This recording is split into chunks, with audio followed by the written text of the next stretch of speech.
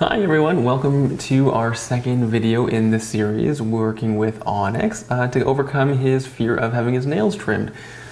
I want to thank everybody for coming back today and watching this video. If you're following along at home with your dog, I hope you're getting some enjoyment out of it and you're picking up a few tips and tricks along the way. Today's video is going to start out with finding out where Onyx is in regards to his comfort level with the clippers, and that's going to quickly shift over to finding out that he's not necessarily afraid of the clippers so much as it is a handling issue. We're going to take a closer look at how he responds to having his paws handled, which is a big part of having your nails trimmed. I want to thank everybody for watching today's video, and again, if you have any questions, please feel free to leave a comment and we'll get back to you, but please enjoy the video.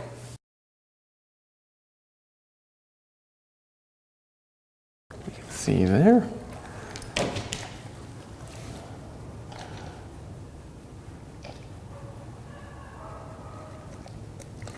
Good boy.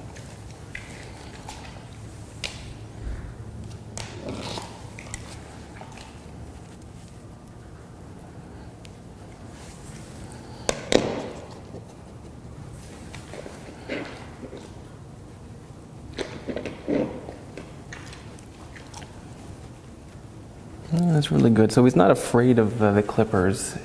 It's more, I think, probably the fear of the pain. And I think the clippers are just the first step in the series of things that lead up to that. Right, sweetheart? Oh, there we go. That's a good boy. That's so good of you. And even a down. You've come so far in the last couple of weeks already. My goodness, he's doing really good. Oh, there we go. Even on the paws, look at you. There's a good boy. That's a good boy. Oh, there we go. Oh, that was so good. That was really good. You are funny, aren't you?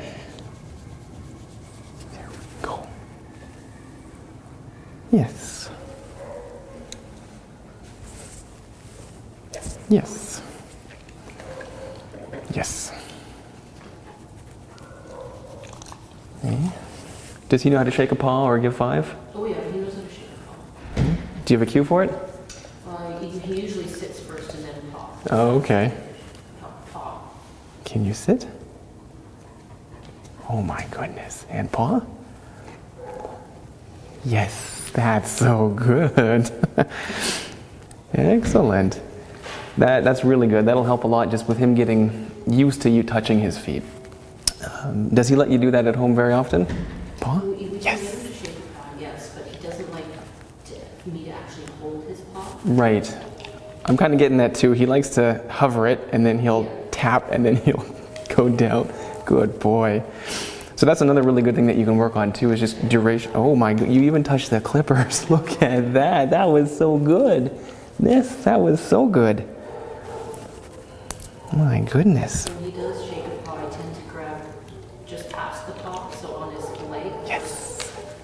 Yeah. Because he doesn't want me to hold his paw. No, absolutely. And that's something that you can build up towards. You know, I don't know if you can see or not, but when he just kind of hovers there and then lightly touches. Yes, there we go. So I'm going to reward the longer duration ones, and eventually he'll get more comfortable to the point where he just lays it right in your hand.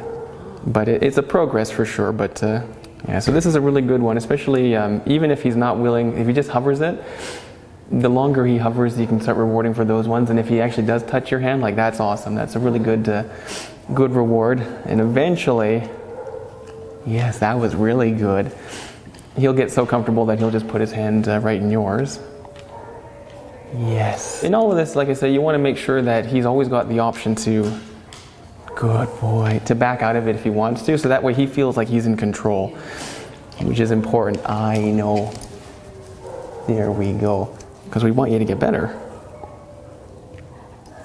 Yes, that was really good. And then once he gets pretty proficient at that, I am pushing up just a little bit so that it's harder for him to pull back. And again, staying below his threshold so that he doesn't associate that with a bad thing. But we are increasing duration. That was good. That was pretty good, but you can do better. Yes, that was really good. So I don't think he's too afraid of the clippers, but what I'm trying to do right now is you throw the treat away and he gets a reward, but then he comes right back to what could potentially be a trigger, and you kind of just changing the association. So the clipper's nothing to be afraid of, right? Good boy.